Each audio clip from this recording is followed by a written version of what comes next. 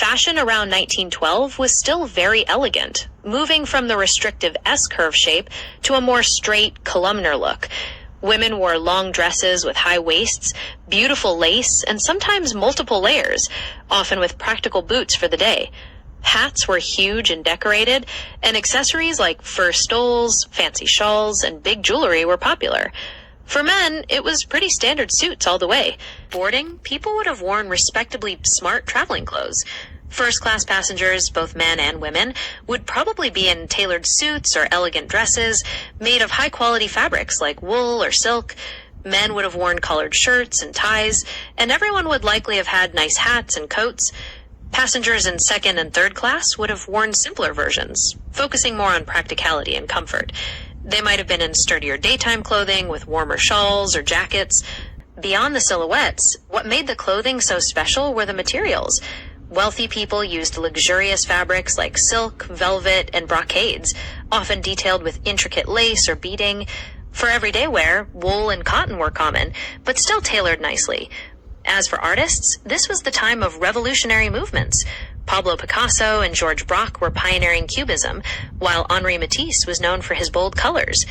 On the silver screen, Mary Pickford was America's sweetheart, though stage actresses like Sarah Bernhardt, for a wealthy woman preparing to travel, boarding would have involved an ensemble that was both practical and chic. Picture a long traveling suit with a high waistline, perhaps with a pobble skirt that was narrow at the hem but still allowed for walking. Her blouse would have been made of fine linen or silk, possibly with ruffles or delicate lace trim around the collar and cuffs. Over that, a fashionable jacket that matched the skirt, or even a long, elegant coat for warmth, especially if the weather was cool. And the hat was essential. Large, ornate, decorated with feathers, ribbons, or silk flowers. She would have carried a leather handbag and worn practical boots, perhaps with lace-up or button details. For a wealthy man, boarding meant a well-fitted suit, typically in darker colors like charcoal, navy, or dark brown. It might have been a three-piece suit, complete with a waistcoat, made of fine wool. His shirt would be crisp white, with a high collar, worn with a necktie or bow tie.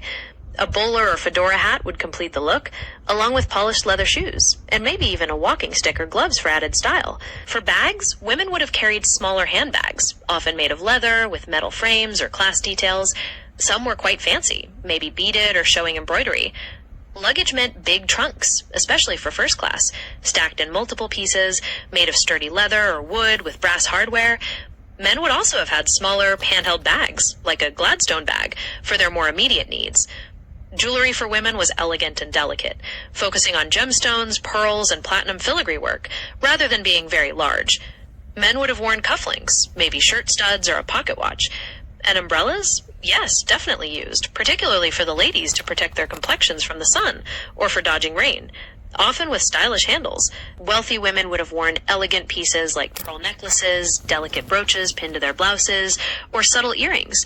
It was a way to show their status, even when traveling, though not necessarily their most flashy items, which they might have saved for evenings on board or kept in the purse or safe. Ordinary ladies, typically in the middle class, would have worn jewelry that was simpler and more practical. Think small, pretty pins or brooches made of silver or gold-filled metal, perhaps with semi-precious stones like garnets, turquoise, or pearls. They might have had a simple locket on a chain, maybe a modest ring or two, but generally much less embellishment than the wealthy passengers. Middle-class ladies generally opted for more practical and affordable styles, but they still kept an eye on trends. Their clothing was made from durable materials like wool or cotton.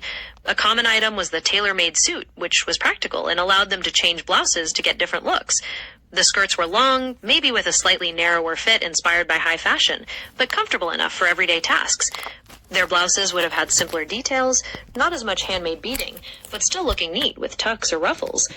They might have had a daytime dress for warmer weather or for home, but generally less elaborate than what you'd see on a first-class passenger.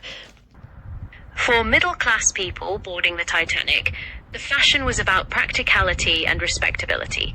Women would have worn full-length, practical dresses or blouses and skirts, often in darker colors, and might have carried a parasol on sunny days. Men would have been in suits, perhaps with a flat cap, focusing on simple and durable clothing. They mainly used practical, sturdy fabrics like wool, tweed, and cotton. For women, the style was focused on a long, slim silhouette, so full-length skirts or dresses were common, as well as separate blouses. The skirts tended to be simpler than upper-class designs, without too many frills or expensive embellishments. Middle-class women's evening gowns were still quite formal in 1912. They usually had a high waist, a long columnar skirt that was draped to look narrow, and short, lightweight sleeves, sometimes cut in with the bodice. The fabrics were often silk, satin, lace, or chiffon, layered to create a rich look without being bulky. While first-class passengers would have worn the most formal options, middle-class women would still have dressed very elegantly for dinner on the ship. For middle-class women, evening wear was also about elegance, but more practical and less luxurious. They would typically wear a gown made of more durable fabrics like wool or a modest silk, often in a simpler cut without heavy beading or many layers. A daytime dress that was dressed up with accessories like nicer lace collars or a shawl was common. Their jewelry would have been simpler, as we mentioned, maybe a silver locket or modest rings.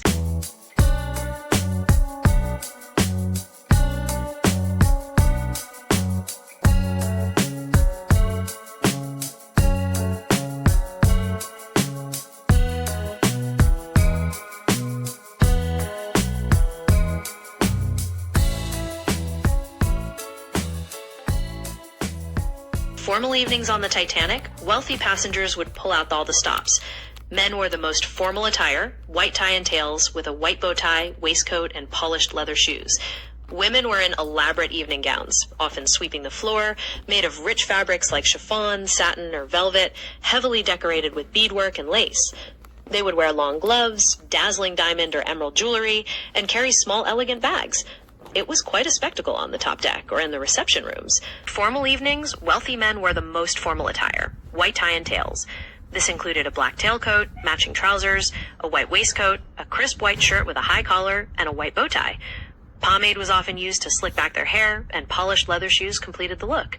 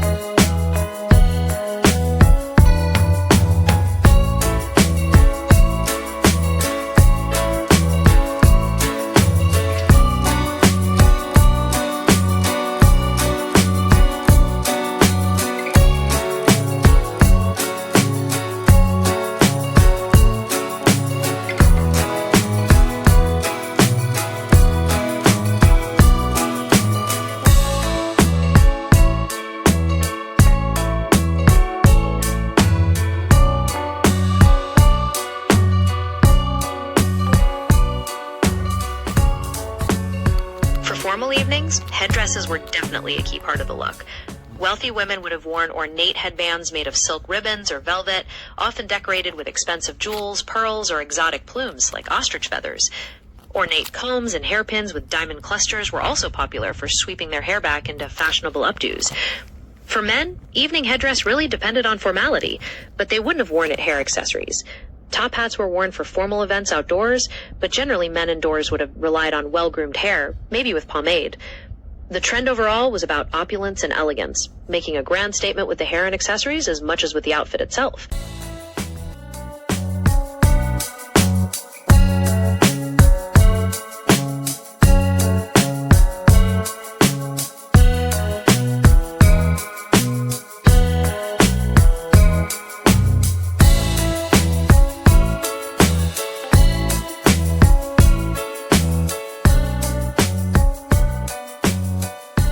Wealthier passengers would change continuously and have different headpieces for each occasion, showing their status that way as well. Feathers were very popular. Feathery headdresses were common, often featuring ostrich plumes, which were considered luxurious, or even smaller, colorful feathers from other birds. But they weren't the only thing. Some headdresses were wider bands or tiaras made of fabric with gemstones, pearls, or sequins. They could also be decorative combs or hairpins with intricate designs. So feathers were a big trend, but there were lots of elegant options.